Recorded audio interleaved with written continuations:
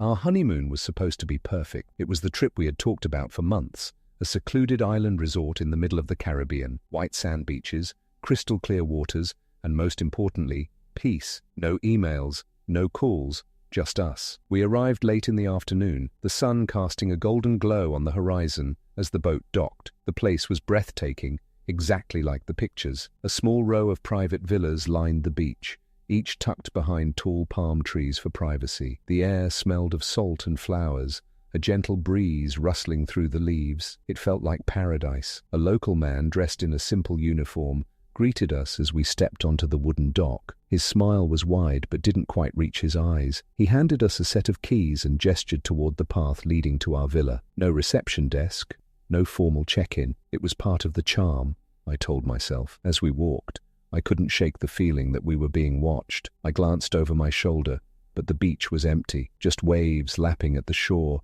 the distant cry of seagulls. I told myself I was being silly. The villa was stunning, high ceilings, open spaces, and large glass doors that overlooked the ocean. Everything was perfect, from the fresh flowers on the table to the chilled champagne waiting for us. But something about the place felt off. I brushed it aside, blaming my nerves. It had been a long flight, followed by the boat ride.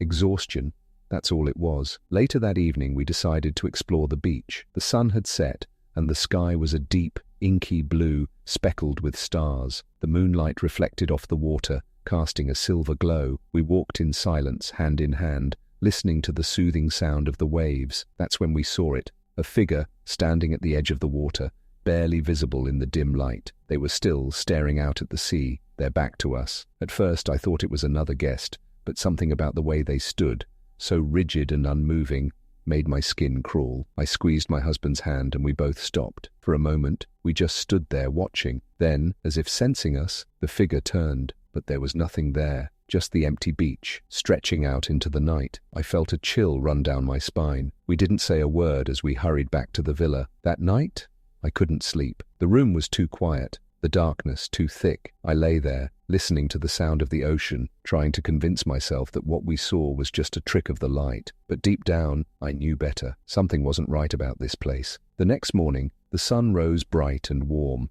casting a golden light over the villa. Everything looked peaceful, as if the strange encounter the night before had been nothing more than a dream. My husband was already outside, sipping coffee on the deck, the ocean breeze ruffling his hair. I tried to shake off the unease as I joined him, focusing on the beauty around us. The resort was eerily quiet, but that was part of its charm, or so I told myself. It was meant to be private, isolated. We spent the day lounging by the beach, swimming in the clear waters, and basking in the sun. But no matter how hard I tried, I couldn't fully relax. Every time I closed my eyes, I felt it, that same sense of being watched. It was subtle, like a shadow lingering just out of sight. As the sun dipped low in the sky, casting long shadows across the sand, we decided to take a walk along the shore. The tide was coming in, the waves crashing louder, more insistent. The wind picked up, carrying with it a strange, whispering sound. At first I thought it was just the wind in the palm trees, but as we walked further, the whispers grew louder, more distinct. It was like a chorus of voices,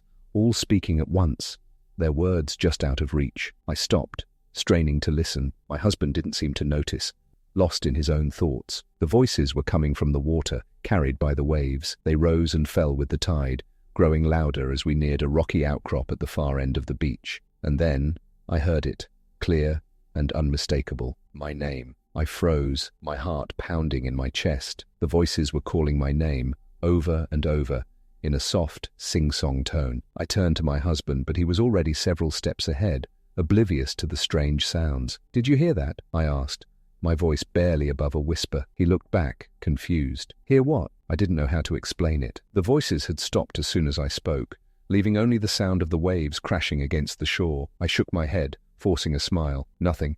It's probably just the wind." But deep down, I knew it wasn't the wind. Later that night, I couldn't sleep again. The villa felt too quiet, too still. My husband was fast asleep beside me, his breathing slow and even. I stared up at the ceiling, listening to the faint sound of the waves outside. And then I heard it, the whispering. It started softly, barely audible, but it grew louder with each passing second. The same voices from the beach calling my name in that same eerie, sing-song tone. I sat up, my heart racing. The sound wasn't coming from outside. It was inside the villa. I got out of bed, my bare feet cold against the wooden floor. The whispers led me to the large glass doors that opened onto the deck. The moonlight cast long, pale shadows across the room as I stepped outside. The beach was empty, the water calm and shimmering under the moonlight, but the whispers were louder now, almost deafening. And then I saw it, a figure standing at the edge of the water, just like the night before. But this time, they were facing me. I couldn't see their face, hidden in shadow, but I could feel their gaze, heavy and cold. The whispers grew louder, more urgent, as if they were trying to pull me closer. I took a step back, my body trembling. I wanted to scream, to wake my husband, but the words caught in my throat. The figure didn't move, didn't make a sound, just stood there, watching. And then, slowly, they raised a hand and pointed at me. The whispers stopped. The air went still, heavy with an unnatural silence. I turned and ran back inside, slamming the door shut behind me. My heart was pounding so loudly I thought it might burst. I locked the door and collapsed onto the floor, shaking. I didn't sleep for the rest of the night. The first rays of dawn crept through the curtains, bathing the room in a pale grey light. My body ached from tension and lack of sleep, but my mind was racing. I had to understand what was happening. The whispers, the figure at the water's edge, none of it made sense. My husband woke up, oblivious to the terror I'd endured through the night. I didn't tell him. What could I say? That I was hearing voices and seeing shadows on the beach. He'd think I was losing my mind. Instead, I decided to find answers myself. After breakfast, I headed to the small lounge area near the main path, where a few shelves of books and brochures about the island were displayed. It was mostly tourist fluff, nature guides, scuba diving tips, and local recipes. But one book caught my eye. It was old, its cover faded and worn, with no title. I opened it carefully, flipping through pages filled with stories about the island's history. The illustrations were crude, but the tales were captivating. Legends of shipwrecks, ancient rituals, and spirits that wandered the shores. One story in particular stood out. It spoke of a woman named Marisol, a healer who lived on the island centuries ago. The villagers revered her for her gifts, but feared her as well. They said she could speak to the sea, hear its whispers, and command the tides. When a storm destroyed half the village, the survivors blamed Marisol, accusing her of summoning it. In their fear and desperation, they bound her and cast her into the ocean, leaving her to the mercy of the waves. According to the legend, Marisol's spirit never left. She became one with the sea, her whispers carried by the tide, seeking those who would listen. I felt a chill as I read the final line. Those who hear her voice are marked, drawn into the water where she waits. The air seemed to grow colder, the distant sound of waves echoing in my ears. It couldn't be a coincidence. The whispers, the figure, it all matched the story. But legends were just that, right? Stories told to scare people. Still, I couldn't shake the feeling that Marisol was more than a myth. That evening, I convinced my husband to stay indoors. I didn't tell him why, just made up an excuse about wanting a quiet night in. He agreed, and we spent the evening playing cards and sipping wine. But as the hours passed, the unease returned. The villa felt too quiet, too still. Every creak of the floorboards, every rustle of the wind outside made my nerves jump. And then, just as the clock struck midnight, the whispers began again. I froze, the glass of wine slipping from my hand and shattering on the floor. My husband jumped up, startled, but I didn't move. The voices were louder this time, more insistent, calling my name over and over. I backed away from the shattered glass, my eyes darting to the locked doors. The whispers seemed to come from everywhere, surrounding me, suffocating me. I grabbed my husband's arm, my voice shaking. "Do you hear that?" His brow furrowed in confusion. "Hear what?" "The voices, the whispers." He stared at me for a long moment, then shook his head. "There's nothing, babe. You're just tired." But I knew what I heard, and I knew what I saw when I glanced at the glass doors. The figure was back, standing just outside, watching. My body locked in place as I stared at the dark figure outside the glass doors. It was closer this time, the outline more defined. Even without seeing a face, I felt its gaze pierce through the glass, cold and relentless. I yanked my husband toward the bedroom, my heart racing. "We need to leave, now," he frowned, confused but compliant. "What's going on? You're scaring me." "I'll explain later, just trust me." We grabbed a few essentials, throwing them into a bag. I kept glancing at the doors, expecting the figure to vanish like before, but it didn't. It stayed there, motionless, as if waiting. The whispers grew louder, echoing in my mind, filling every corner of my thoughts. We hurried out of the villa into the cool night air, The path back to the dock was dimly lit, the only sounds our hurried footsteps and the distant crash of waves. I felt the pull of the sea behind me, a force tugging at my very being. The boat that had brought us was still moored at the dock, but it was empty. No staff, no captain, just silence. "We can't just take the boat," my husband whispered, panic creeping into his voice. "We don't have a choice," I shot back, already untying the ropes. My hands trembled as I worked, my eyes scanning the shadows for any sign of movement. The boat rocked gently as we climbed aboard. I fumbled with the controls, desperate to get us away from the island. The engine sputtered to life, breaking the eerie silence. Relief washed over me as the boat pulled away from the dock, the island shrinking behind us. But the whispers didn't stop. They followed us, carried by the wind, growing louder as the boat cut through the water. I glanced back, and my blood ran cold. The figure was standing on the shore, watching us leave, and then it stepped into the water. We sailed through the night, the whispers haunting every second. I couldn't sleep, couldn't think. The figure's image was burned into my mind, that dark, ominous presence.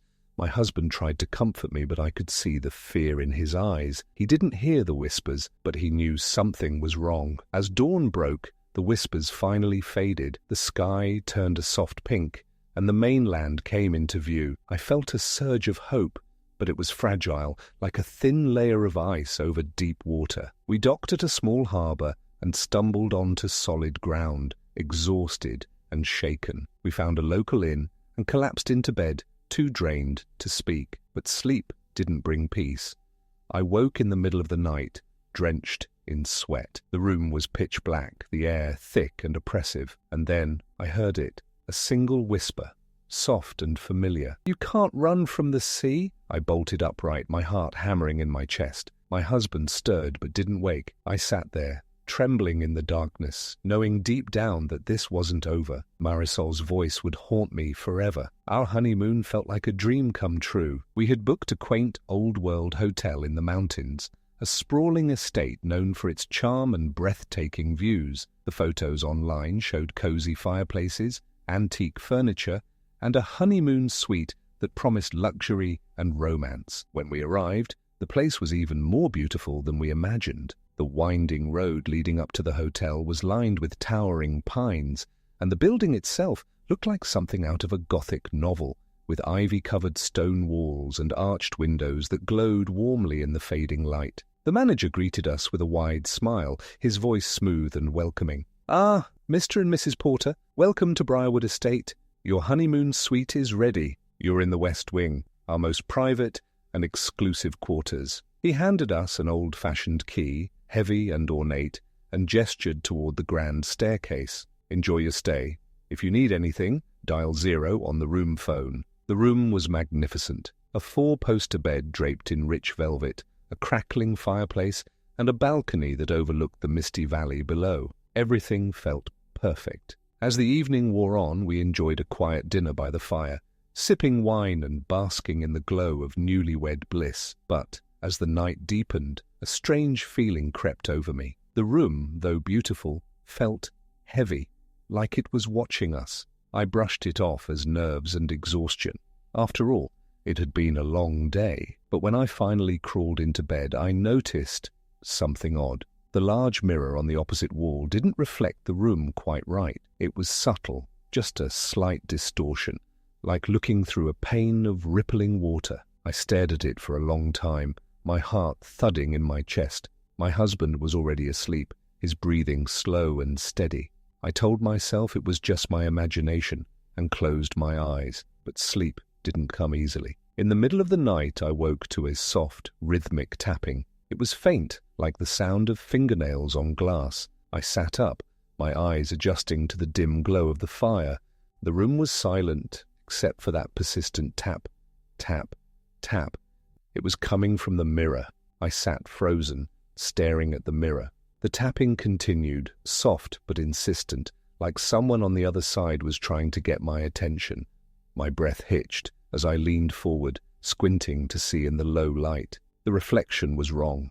I could see the room behind me, the bed, the fireplace, but something was missing. My husband, he should have been visible, lying next to me, but the bed in the mirror was empty. A chill ran down my spine as I slowly turned to look at him. He was there, sound asleep, his chest rising and falling in a steady rhythm, but in the mirror, nothing. The tapping stopped abruptly. For a moment, there was only silence, thick and oppressive. Then faintly, I heard a voice. "Help me!" It was barely a whisper, but it sent a jolt of fear through me. I stared at the mirror, my heart pounding.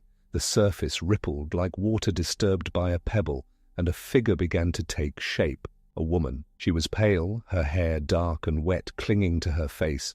Her eyes were wide, hollow, and filled with a desperation that made my stomach twist. She pressed her hands against the glass, her lips moving silently. I couldn't move, couldn't breathe. The air felt thick, as if the room itself was closing in on me. "Please," the woman whispered again, her voice echoing inside my head. "You have to leave." I shook my head, my throat dry. "What?" I croaked, my voice barely audible. Her expression turned frantic, her fingers clawing at the surface of the mirror. "It's not safe. Get out before he comes." Before I could respond, the mirror's surface shimmered violently and the woman was gone. The room was silent once more, the only sound the crackling of the fire. I sat there, trembling, trying to process what I had just seen. My logical mind wanted to dismiss it as a nightmare, a trick of the light, but deep down, I knew better. Something was terribly wrong with this place. I lay back down, my eyes never leaving the mirror. Sleep was out of the question. Every creak of the floorboards, every flicker of the fire made me jump. Hours passed, and eventually the first light of dawn filtered through the curtains. The mirror looked normal now, reflecting the room as it should. My husband stirred beside me, stretching and yawning. "You okay?" he asked, noticing the dark circles under my eyes. I think we should leave," I whispered, my voice shaky. He frowned. "What? Why? We just got here. I have a bad feeling about this place," I said, choosing my words carefully. He laughed it off, assuming it was wedding stress or exhaustion, but I knew the truth. I couldn't shake the image of that woman, her desperate plea. Something, or someone, was trapped in this room. The room felt colder with each passing minute, as though the walls themselves were exhaling a chill that seeped into my bones. I couldn't ignore the weight pressing down on my chest, a suffocating sense of dread that told me we needed to leave now. My husband had brushed off my earlier fears, dismissing them as stress-induced hallucinations. But I knew better. The woman in the mirror wasn't a figment of my imagination. She was real. Her warning echoed in my mind. "You have to leave. He's coming." Every creak of the floorboard sounded louder, more deliberate. My hands shook as I zipped up the suitcase, my ears straining for the slightest sound. The mirror loomed behind me, a silent, watching presence. I avoided looking at it, afraid of what I might see. My husband was in the bathroom, gathering his things. The door was slightly ajar, and I could hear the muffled clatter of bottles and toiletries. I called out to him, my voice barely above a whisper. "Hurry up." No response. I felt a sudden, irrational fear that he was already gone, that the mirror had taken him just like it had taken the woman. I stepped toward the bathroom, my heart pounding. The air grew colder with each step. I pushed the door open. He was there, hunched over the sink, unaware of the terror gripping me. Relief flooded my body, but it was short-lived. The whispers began again, soft and insidious, curling around my thoughts like smoke. I spun around, facing the mirror. Its surface rippled, the image warping and bending like water. My reflection twisted, then disappeared altogether. In its place stood the woman, her face pale and drawn, her eyes wide with panic. She pressed her hands against the glass, her mouth forming silent words. I couldn't hear her, but I knew what she was saying. "Get out." Behind her, the shadow loomed. It was taller this time, more defined, its edges sharp and menacing. The air in the room thickened, heavy with the scent of damp earth and something metallic. I couldn't move, couldn't look away. The shadow stretched forward, reaching for me through the glass. Panic surged through me, breaking the trance. I grabbed my husband's arm, yanking him away from the sink. "We need to go now." He didn't argue. Maybe he saw the terror in my eyes, or maybe he finally felt the oppressive energy suffocating the room. We stumbled out of the bathroom, grabbing our bags in a frenzy. The door to the suite felt miles away. Every step was a struggle, like moving through water. The whispers grew louder, turning into a cacophony of voices, each one pleading, warning, threatening. As we reached the door, I glanced back. The mirror was still rippling, the shadow now pressed against the glass, its form distorted and monstrous. The woman was gone. I didn't wait to see what would happen next. We bolted down the hallway, the heavy key clutched in my hand. The hotel was silent, the grand corridors empty and dark. The only sound was the echo of our footsteps, hurried and uneven. When we reached the lobby, it was deserted. The manager was nowhere to be seen. Even the front desk, which had been bustling when we arrived, was eerily vacant. I slammed the key onto the counter, not caring about formalities. The front doors creaked as we pushed them open, and the cold night air hit me like a slap. I took a deep breath, the first real breath I'd taken all night. We didn't stop running until we reached the car.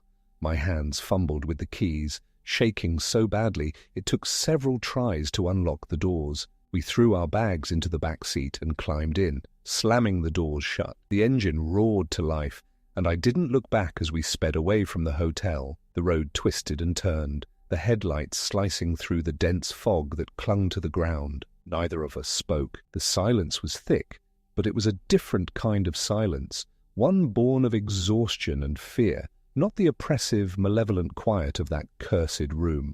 It wasn't until we reached the next town, miles away, that I allowed myself to breathe again. We found a small, nondescript motel and checked in, the fluorescent lights flickering as we signed the register. The room was plain and unremarkable, but it felt like a sanctuary. I collapsed onto the bed, my body trembling with the aftershocks of fear. My husband sat beside me, his eyes distant and haunted. "I believe you," he whispered, breaking the silence. I nodded, too drained to respond. That night, I dreamt of the woman. Her face was peaceful this time, free of fear. But the shadow was still there, lurking just beyond the edges of my mind. Even now I can feel it, watching, waiting. I know it will never truly leave me. Our honeymoon on a remote island off the coast of Belize, it felt like a dream come true. Promised white sand beaches, crystal clear waters, and a secluded villa perched on a cliff overlooking the ocean. It was everything we wanted: privacy, romance, and a break from the world. The boat ride from the mainland was smooth, the water shimmering under the afternoon sun. Our guide, a quiet man named Luis, barely spoke as he navigated the small boat through the maze of mangroves and open sea. The island came into view slowly, a patch of emerald green rising from the deep blue. We arrived at a tiny dock, greeted by the soft rustle of palm trees swaying in the breeze. The villa was just as beautiful as the photos, a whitewashed structure with large windows that opened to the sea, a private pool, and a hammock strung between two trees. "This is paradise," my husband whispered as we stepped onto the porch. Inside, everything was perfect. The air smelled of salt and flowers, and the gentle sound of waves filled the space. There was a welcome note on the table, written in elegant script. "Welcome to Isla Silencio. Enjoy your stay." The first day passed in a blissful blur. We swam, lounged by the pool, and explored the small beach. As the sun dipped below the horizon, painting the sky in shades of pink and orange, I felt an overwhelming sense of peace. But as night fell, that peace began to erode. It started with a sound, faint at first, almost like a whisper carried on the wind. I dismissed it as the ocean, or perhaps the wind rustling through the trees. But as the hours passed, the whispers grew louder, more distinct. I woke up in the middle of the night, my heart pounding. The room was dark, the only light coming from the moon outside. The whispers were clearer now, a chorus of voices speaking in a language I didn't understand. I sat up, straining to listen. The sound wasn't coming from outside, it was inside the villa. I shook my husband awake, my voice trembling. "Do you hear that?" He groaned, half asleep. "It's just the wind, babe. Go back to sleep." But it wasn't the wind. I lay back down, pulling the covers up to my chin. The voices continued, a steady murmur that seemed to pulse in time with the waves. Eventually, exhaustion pulled me under, but my dreams were restless, filled with shadows and whispers. The next morning, the sun shone brightly and everything felt normal again. I convinced myself it had all been in my head, a trick of fatigue and the unfamiliar surroundings. But deep down, I knew better. The next day, we decided to explore more of the island. The villa came with a small map, hand-drawn and a little crude, but it showed a trail leading through the dense forest to a hidden beach on the other side. It seemed like the perfect adventure. The path started just behind the villa, marked by a small wooden sign that read, Senda Perdida, the Lost Trail. I hesitated at the name, a flicker of unease creeping in, but my husband was already several steps ahead, eager to see where it led. The air in the forest was different, heavier somehow. The canopy above was thick, blocking out most of the sunlight, casting everything in a greenish glow. The only sounds were the rustle of leaves and the occasional chirp of a bird. We walked in silence, the path winding deeper into the forest. The air grew cooler, and I noticed that the trees here were older, their trunks gnarled and twisted. Vines hung like curtains, and the ground was soft, covered in a thick layer of moss. As we walked, I felt a strange sensation, like we were being watched. I kept glancing over my shoulder, expecting to see someone, or something, lurking in the shadows, but the forest was empty. We came across an old stone marker, half buried in the undergrowth. The carving was faded, but I could make out a single word, cuidado, careful, I whispered, translating the word aloud. My husband shrugged it off, but I couldn't shake the feeling that we were somewhere we weren't meant to be. The air felt different here, charged with something I couldn't name. The trail continued, but it became narrower, more overgrown. The map was useless now, the details too vague. Still we pressed on, driven by curiosity and the promise of a hidden beach. After what felt like hours, we finally emerged from the forest onto a small, rocky cove. The beach was unlike the one near the villa, wild and untouched with jagged cliffs and dark sand. The waves crashed against the rocks, sending up sprays of white foam. It should have been beautiful, but something about the place felt wrong. There were no footprints in the sand, no signs of life at all. The wind howled through the cliffs, carrying with it the faintest echo of those whispers I had heard the night before. "We should head back," I said, my voice barely audible over the wind. My husband frowned. "We just got here. Let's at least sit for a bit." Reluctantly, I agreed. We found a flat rock to sit on, watching the waves, but I couldn't relax. My eyes kept darting to the forest, to the shadows that seemed to shift and move. And then I saw it, a figure, standing at the edge of the trees. It was too far away to make out any details, but I could feel its gaze, cold and unblinking. My heart pounded in my chest. "Do you see that?" I asked, grabbing my husband's arm. "See what?" He followed my gaze, but the figure was gone. "It was there," I whispered, more to myself than to him. "Someone was watching us." He sighed, clearly frustrated. "It's probably just a local. Let's head back if it's freaking you out." We retraced our steps, but the forest felt different this time. The path seemed longer, the trees more twisted, the light was fading, and the shadows grew deeper with every step. The whispers were back, louder now, filling my ears. They weren't just in my head anymore, they were all around us. We walked faster, our footsteps echoing in the stillness. I could feel something following us, just out of sight. Every time I looked back, there was nothing, but the sensation never left. When we finally broke through the trees and saw the villa, I felt a wave of relief so intense it nearly brought me to my knees. We hurried inside, locking the doors behind us. But the whispers didn't stop. They followed us, growing louder as night fell. And this time, they weren't alone. The sun was bright, and the island looked every bit as picturesque as it had in the photos. The kind of beauty that made you forget your worries and leave the real world behind. Yet as we stepped out onto the trail that would take us to the hidden beach, I couldn't shake the unsettling feeling that clung to me like a shadow. The path, marked by a crude, wooden sign that read Senda Perdida, the Lost Trail, looked harmless enough. The name seemed odd to me, but my husband brushed it off, eager to start our adventure. I hesitated for a moment, but the lure of exploring somewhere unknown was too strong. We ventured into the dense forest, and immediately the atmosphere shifted. The sounds of the island's usual hum, the gentle crash of waves, the call of distant birds, became muffled, swallowed by the thick canopy of trees above. The air felt denser here, almost suffocating, as though we were stepping into a different world. The path narrowed, and the trees grew closer, their trunks twisted and gnarled, reaching out like hands that wanted to pull us deeper into the forest. "Come on, don't lag behind," my husband called, not noticing the unease that had taken root in me. I forced a smile and quickened my pace to catch up with him. Every step felt like it was drawing me further from the light, and the deeper we went, the more I felt like we were walking into something wrong. The path was uneven, with jagged rocks poking through the dirt, covered in thick layers of moss and creeping vines. The sunlight barely penetrated the canopy, casting everything in a dim, greenish hue. The further we walked, the more the sounds of the outside world seemed to disappear. The only noise now was the crunch of our shoes against the earth and the faint rustle of leaves overhead. I stopped for a moment, my breath catching in my throat. There, just to the side of the trail, was an old stone marker.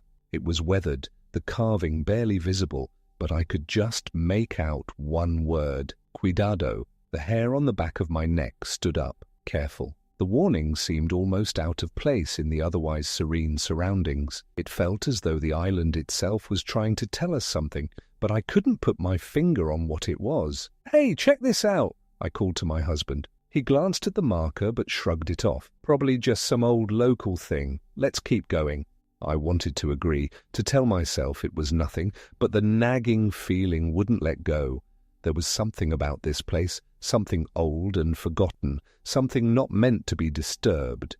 But we kept walking. The trail twisted and turned, and the air became heavier with each step. It was as if the island was pulling us deeper into its secrets. The trees seemed to close in around us, blocking out more and more of the light. I could feel the presence of something ancient, something watching us from the shadows. I kept glancing over my shoulder, half expecting to see something, or someone, following us. But the forest was empty. After what seemed like an eternity, we arrived at a small clearing that opened up to a hidden cove.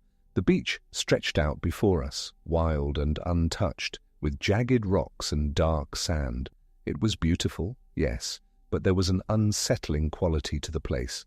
The waves crashed violently against the rocks, their white foam swirling like ghosts.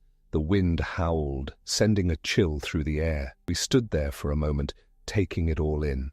The beach was eerily quiet, as if the land itself was holding its breath. The faintest echo of the whispers I'd heard the night before seemed to rise from the depths of the forest, but when I turned to look, nothing was there. "This is amazing," my husband said, his voice breaking the silence. But I couldn't shake the feeling that we didn't belong here. This wasn't just a secluded beach. It felt like a forgotten place, left behind by time, with memories that the land itself wanted to keep buried. "I think we should go back," I said, my voice low and hesitant. My husband frowned. "We just got here. Let's at least sit for a while." Reluctantly, I agreed. We found a large flat rock near the water's edge and sat down, but I couldn't relax. Every part of me screamed that we were in danger. I kept glancing around, my eyes scanning the tree line, but all I saw was the thick, oppressive foliage. And then something caught my eye. At the edge of the forest, just beyond the trees, there was a figure, a silhouette, barely visible against the shadows. I froze. It stood still watching us, its presence sending an icy shiver down my spine. My heart began to race. "Do you see that?" I whispered, nudging my husband. He looked at me, confusion in his eyes. "See what?" I pointed towards the trees, but when he turned to look, the figure was gone. Just like that, vanished into the forest. "I'm probably just seeing things," I muttered, trying to shake the unease that had settled over me. But deep down, I knew I wasn't imagining it. I had seen something watching us. "We should head back," I said, my voice more insistent now. He stood up, but I couldn't help feeling the weight of something following us, the feeling that we were being watched, that we were not alone. I kept glancing over my shoulder, my steps quickening, until we were back on the narrow path that would lead us out of the forest. But the further we walked, the more distorted the path became. The trees seemed to lean in closer, their branches twisting in strange ways, blocking out more light. The whispers were back, faint at first, but growing louder with each step. I looked around, but there was no one in sight. My breath caught in my throat. This time, the whispers were not just in my head, they were real, coming from somewhere in the trees. "We need to hurry," I said, nearly breathless. My husband didn't argue, and we quickened our pace, our footsteps echoing in the silence. But every turn, every corner we took, seemed to lead us further from the villa, deeper into the forest. The sounds of the outside world were gone, replaced by the eerie murmur of the whispers, the wind, and the crunch of our steps against the underbrush. By the time we reached the edge of the forest, I was practically running, desperate to leave the strange pull of the trail behind us. The villa was in sight now, a beacon of light and warmth, but I couldn't shake the feeling that something was still following us, watching us from the shadows. We didn't speak as we entered the villa, slamming the door shut behind us. The air felt thick, charged, as if the island itself was holding its breath. The whispers were louder now, echoing through the walls, but this time they were no longer distant. They were inside the villa, all around us. I turned to my husband, my voice trembling. "I don't think we're alone here." That night, I couldn't sleep. The whispering voices had followed us back to the villa, seeping into the walls like a slow, steady poison. I tried to ignore it, telling myself that I was just exhausted, that the trip was wearing on me. But every time I closed my eyes, the whispers became clearer. They were no longer faint murmurs. Now they were distinct, like a chorus of voices, speaking in some unknown language, too soft to understand but too persistent to ignore. I got out of bed, trying not to wake my husband, who was sleeping soundly beside me despite the strange atmosphere. The room was dark except for the pale moonlight streaming through the large windows. The wind outside howled, rattling the shutters as if something were trying to break in. I paced the room, my nerves on edge. The longer I stood there, the more it felt like the house was closing in around me. The whispers were louder now, coming from the walls, the floorboards, the very air. I couldn't make out the words, but the tone was unmistakable. Angry, desperate, pleading. I tried to shake the feeling off, but the anxiety clawed at me, tightening with each breath I took. I stepped out onto the balcony, hoping the fresh air would calm my nerves. The night was alive with sounds, waves crashing against the shore, the rustle of leaves in the wind. But there was something more, a presence. It was just beyond my reach, something watching, waiting. I spun around, my eyes scanning the dark corners of the villa's ground, but the shadows were still. I turned back to the balcony, my breath catching in my throat when I saw it. A figure standing at the edge of the trees. It was just like the one I had seen earlier on the beach. Tall, thin, and dark. It stood motionless, almost as if it were part of the landscape, its form blending with the shadows. My heart pounded in my chest as I stared at it, unable to tear my gaze away. The figure didn't move, didn't make a sound. It was simply there, watching. I stepped back, retreating into the safety of the villa, but my mind raced with fear. What was that thing? Who was it? And why did it feel so familiar? I rushed inside, closing the door behind me. My heart was racing, and I felt sick to my stomach. My husband stirred in the bed, but didn't wake. I sank down beside him, trying to steady my breathing, but I couldn't shake the feeling that the house wasn't just haunted by the whispers, it was haunted by something far darker. The night dragged on, each hour feeling like a lifetime. The whispers grew louder, now joined by something else, scratching, like nails dragging across wood. It was coming from the floorboards, the ceiling, the very walls around us. The house felt alive with movement, a presence we couldn't see but could certainly feel. By dawn, the noises had stopped.